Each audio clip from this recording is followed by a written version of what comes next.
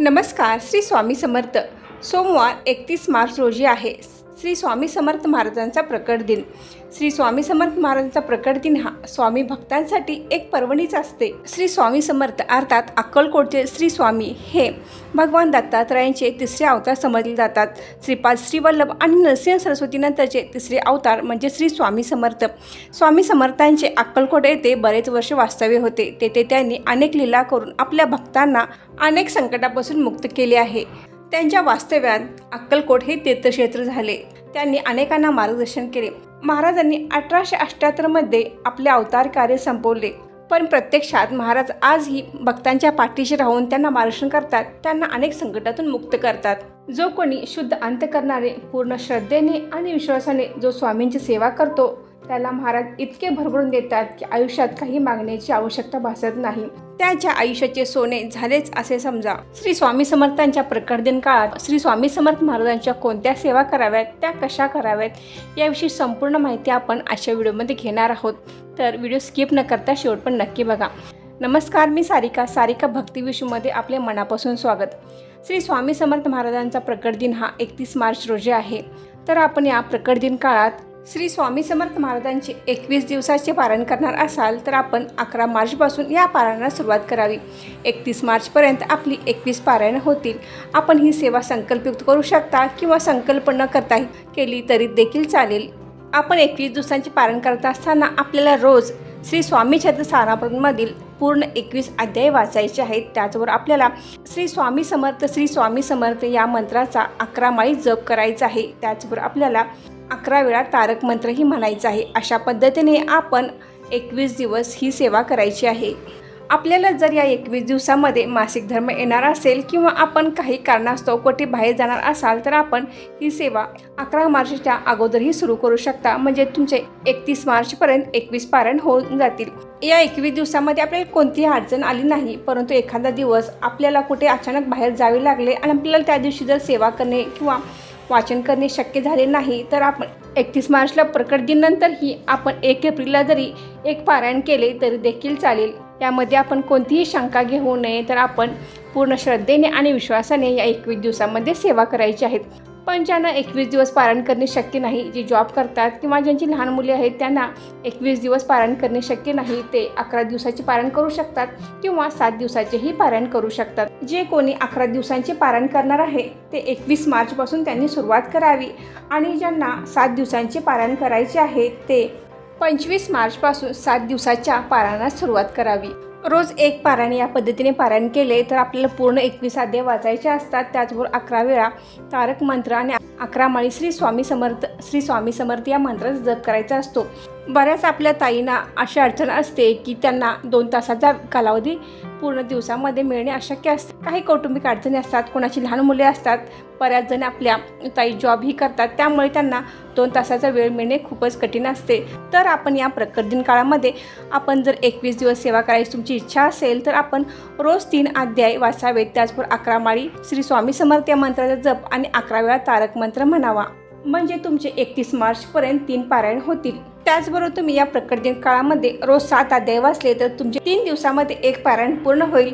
31 मार्चपर्यंत तुमची 7 पारायण पूर्ण होतील. आपले प्रकट दिनपर्यंत 7 पारायण होतात. तर एवढी सेवा केली तरी देखील खूप झाले. बऱ्याच महिलांच्या खूप काही अडचणी असतात, त्यामुळे त्यांना सेवा करणे शक्य होत नाही. तर आपल्याला जमेल तशा आणि जमेल तितकी सेवा आपण या काळात केली तरी देखील महाराज आपल्याला तितकेच भरभरून देणार आहेत. तर आपल्याला पारायण सुरुवात कधी करावी आणि वाचन कसे करावे हे कळे. आता पूजा मांडणी करावी का, कोणते सारामृत आपण या काळात वाचावे, तर आपण पूजा मांडणी करणे आवश्यक आहे. आपण 21 दिवसाचे पारायण करा, 11 दिवसाचे करा, 7 दिवसाचे करा किंवा 1 दिवसाचे करा, तर या प्रकट दिन काळात आपल्याला पूजा मांडणी करणे आवश्यक आहे. पूजा मांडणी करण्यासाठी आपल्या घरी श्री स्वामी समर्थ महाराजांचा फोटो किंवा मूर्ती असणे आवश्यक आहे. तरच आपण ही पूजा मांडणी करू शकता. जर फोटो किंवा मूर्ती नसेल तर आपण या प्रकट दिन काळात तुम्ही जरूर फोटो आणावा किंवा मूर्ती आणावी आणि त्यांची पूजा करून आपण पारायणाला सुरुवात करावी. आपल्या देवघराजवळ चौरंग ठेवून त्यावर एखादे वस्त्र अंथरून त्यावर फोटो किंवा मूर्ती ठेवून आपल्याला ही पूजा मांडणी करायची आहे. फोटो असेल तर तो स्वच्छ करायचा आहे. त्यानंतर महाराजांना आपण अष्टगंध चंदन लावायचे आहे आणि महाराजांना हिना अत्तर लावून फुले अर्पण करायची आहेत.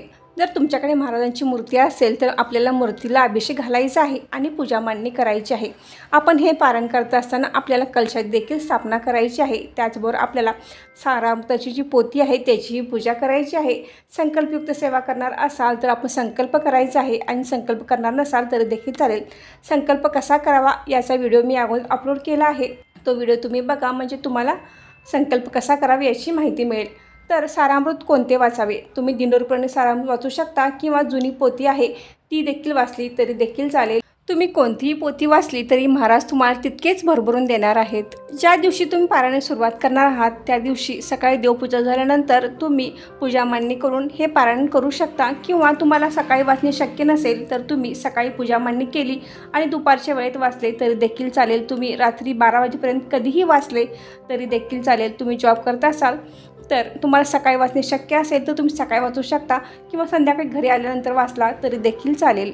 श्री स्वामी समर्थ महाराजांचे पारायण करत असताना कोणते नियम पाळावेत, तर आपण मांसाहार करून कोणतेही पारायण करू नये। तर या पारायणाच्या काळात आपण घरी अथवा बाहेर कोठेही मांसाहार करू नये। घरातल्या इतर व्यक्तीनेही घरात अथवा बाहेर मांसाहार करू नये। जर आपल्याला 21 दिवस शक्य नसेल तर आपण 11 दिवसाचे पारायण करू शकता किंवा 7 दिवसाचे पारायण केले तरी देखील चालेल। 21 दिवस करणे शक्य नसेल तर आपण 7 दिवसाचे पारायण जरूर करावे। या पारायण काळामध्ये आपण शक्यतो परान्न टाळावे आणि शक्यच नाही तर आपण 3 वेळा गायत्री मंत्र म्हणून आपण दुसऱ्यांचे अन्न खाल्ले तरी चालेल। तुम्ही बाहेर राहत असाल किंवा हॉस्टेलचे खात असाल किंवा मेसा डबा खात असाल तर तुम्ही 3 वेळा गायत्री मंत्र म्हणावा आणि त्यानंतर आपण जेवण करावे। या 21 दिवसामध्ये कोणी लग्न समारंभाला गेलं किंवा आपण जर माहेरी गेला असाल तर आपण कार्यक्रमासाठी बाहेर गेल्यानंतर आपण 3 वेळा गायत्री मंत्र म्हणायचा आहे आणि त्यानंतर आपण जेवण करायचं आहे। तुम्ही जर माहेरी गेलात आणि त्या ठिकाणी तुम्ही जेवणार असाल तर तुम्ही जेवू शकता, त्यांनी केलेलं तुम्ही जेवण जेवू शकता, कारण माहेरची माणसं ही आपलीच असतात, त्यांना आपल्या सेवा माहीत असतात, त्यामुळे आपल्याला कोणताही दोष लागत नाही। ज्या दिवसापासून तुम्ही श्री स्वामी समर्थ सारामृताचे पारायण करणार आहात त्याच्या आदल्या दिवशी तुमच्याजवळ असलेल्या श्री स्वामी समर्थ मंदिर किंवा मठ, दिंडोरपंडित केंद्र असेल किंवा दत्त महाराजांचे मंदिर असेल तर त्या ठिकाणी आपण जायचं आहे। जाताना नारळ, फूल, खडीसाखर, धूपदीप घेऊन जायचं आहे। तेथे गेल्यानंतर आपण महाराजांना नमस्कार करायचा आहे, धूपदीप लावायचा आहे, त्यानंतर आपण खडीसाखर, फुले अर्पण करायचे आहेत, नारळ ठेवायचा आहे। मी उद्यापासून सारामृताचे पारायण करत आहे, माझी ही सेवा तुम्ही स्वीकार करावी म्हणून महाराजांना नमस्कार करायचा आणि दुसऱ्या दिवसापासून आपण पूजा मांडणी करून पारायणास सुरुवात करावी। पारायण काळात आपल्याला सर्वप्रथम रोज श्री स्वामी समर्थ या मंत्राचा 11 वेळा जप करायचा आहे। त्यानंतर आपल्याला सारामृताचे 21 अध्याय वाचायचे आहेत आणि मग तुम्ही तारक मंत्र 11 वेळा म्हणायचं आहे। त्यानंतर आपण नैवेद्य दाखवायचं आहे। नैवेद्य दाखवणे शक्य नसेल किंवा आपले जेवण तयार नसेल तर आपण एखादे फळ याचाही नैवेद्य आपण दाखवू शकता। नैवेद्य दाखवल्यानंतर आपण श्री स्वामी समर्थ महाराजांची कोणतीही आरती तुम्ही म्हणू शकता।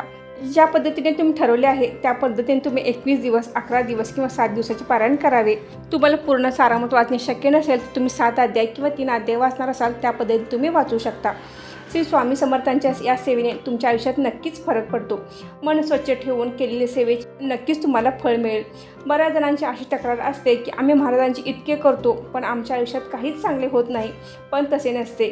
आपले कर्मही चांगले असावे लागते तरच त्याची फळी आपल्याला लवकर मिळत असते। असे नाही की महाराजांचे आपल्याकडे लक्ष नाही, पण महाराजांचे सगळ्यांच्याकडे लक्ष असते, आपल्या सर्व भक्तांकडे त्यांचे लक्ष असते। वेळ आली की ते इतके भरभरून देतात, जे आपल्या नशिबात नाही ते देखील महाराज आपल्याला देतात। म्हणून महाराजांची यथाशक्ती सेवा करा, आपल्या आयुष्य सोने झाल्याशिवाय राहणार नाही। मराठी मैत्रिणींनो, आजचा व्हिडिओ इथे संपवते। काही शंका असल्यास कमेंट करून नक्की विचारा।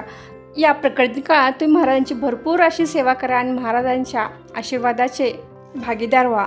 तर आजचा व्हिडिओ इथे संपवते। आजची माहिती कशी वाटली कमेंट करून नक्की सांगा। व्हिडिओ आवडल्यास व्हिडिओ लाईक करा, शेअर करा आणि सारिका भक्ती विश्व यूट्यूब चॅनलला सबस्क्राईब करा। धन्यवाद।